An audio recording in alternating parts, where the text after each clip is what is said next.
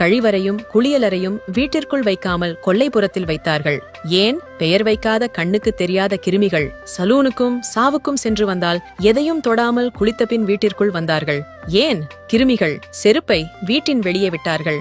ஏன்? கிருமிகள் பள்ளிக்கும் வெளியேயும் சென்று வந்தால் கை கால் கழுவி வீட்டிற்குள் வர சொன்னார்கள்.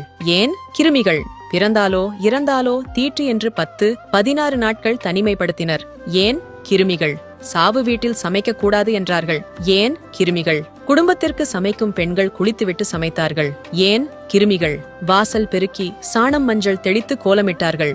ஏன்? கிருமிகள் மண் செம்பு வெண்கல பாத்திரங்களை உபயோகித்தார்கள்.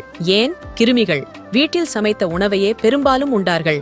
ஏன்? கிருமிகள் தனிமனித ஆரோக்கியம் சமூகத்தில் சுத்தம் அண்டை அயலாரோடு அகலாது அணுகாது உறவாடுதல் போன்ற நம் மூதாதையர் வாழ்வியல் நெறியை கிண்டலடித்து திட்டமிட்டு சிதைத்து நாகரீகம்